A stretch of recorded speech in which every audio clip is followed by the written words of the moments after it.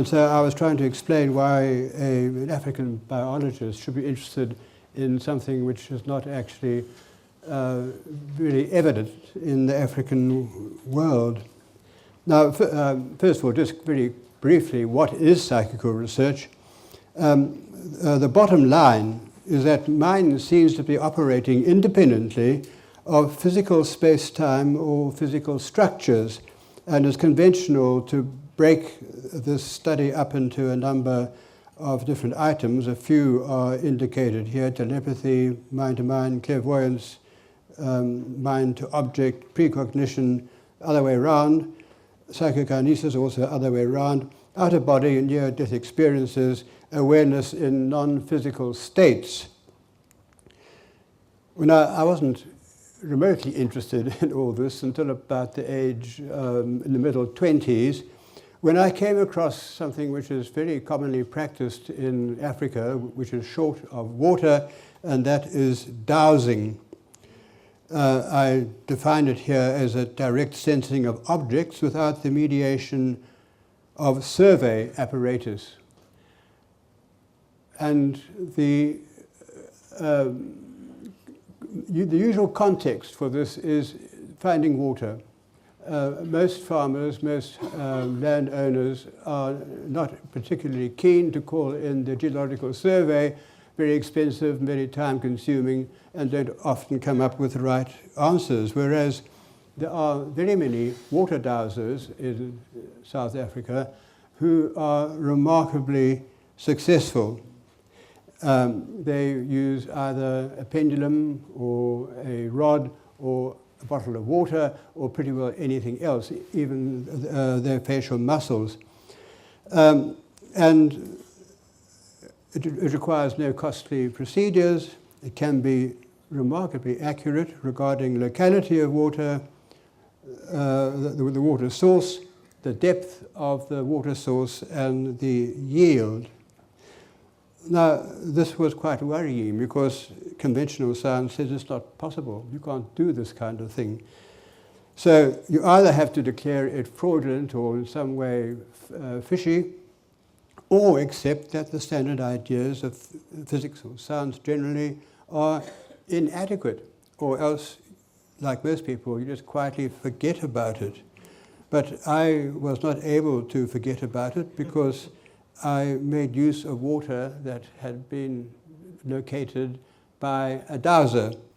And so I was not able to forget about this rather difficult situation that a scientist finds himself in if he's a conventional scientist. Because it does show that the mind is shown to be an independent element. Now, this is especially the case in what's called map dowsing, where you present the dowser with a map, a topocadastral or other kind of map, and you say, can you find some water? And whatever his technique is, very often with a pendulum, he'll go around this until he gets the right kind of swing.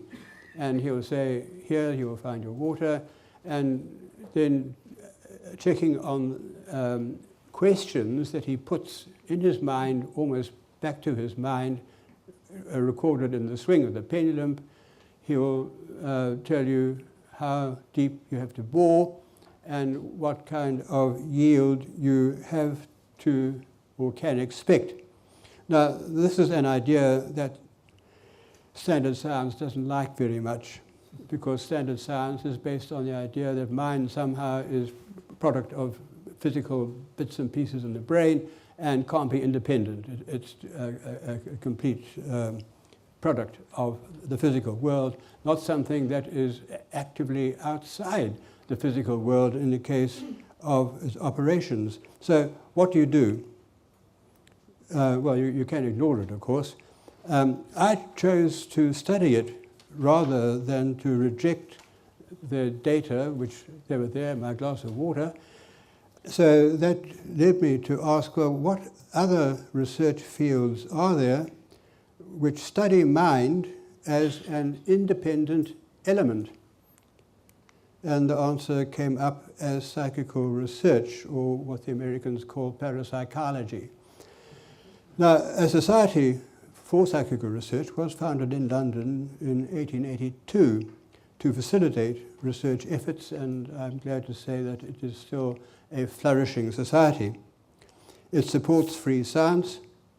It contests conventional attitudes of incredulity, which display outdated science and poor scholarship.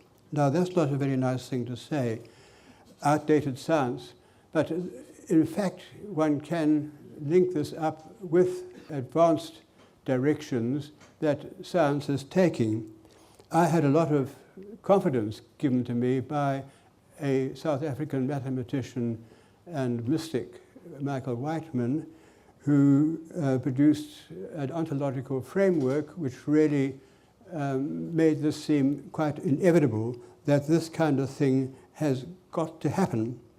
And he regarded this as being good science and also good scholarship, because it was a survey of similar thinking right back to the Vedas or Minoan culture, right back through our human story. So one finds still that in this society there is this great encouragement, and I might say that one gets a lot of discouragement from elements in our world still, notably Wikipedia, which has the strategy almost of downplaying anything that comes in the form of what psychical research or mysticism actually studies. So if I'm addressing young people, I'd say beware Wikipedia. You won't get an honest answer.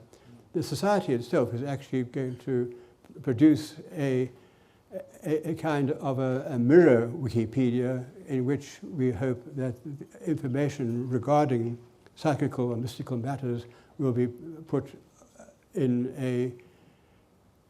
a true and honest manner.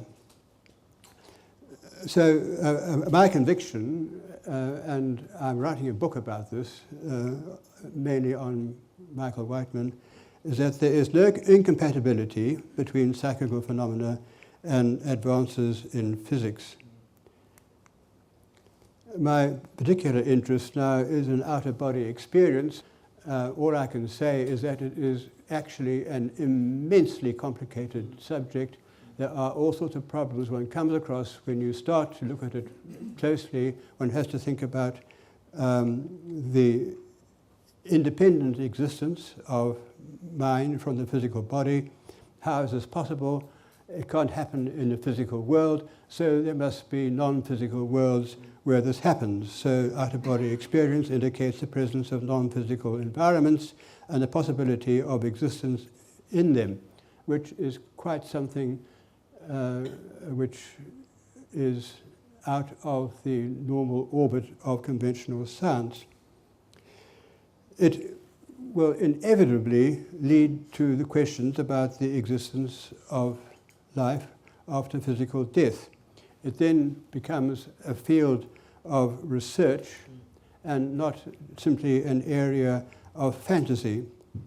And I'm glad to say that the Psychical Research Society, right from its start, has made very deep studies in this field. Some of them have been most disappointing in the uncovery of fraud, but there also have been some very convincing work as well, which really does show that we are dealing with a proper research field and not with some kind of fantasy. So my question is, isn't psychical research something to be interested in? And I would ask young people to think about this, because there are university courses in this country where one can pursue this kind of subject. Thank you.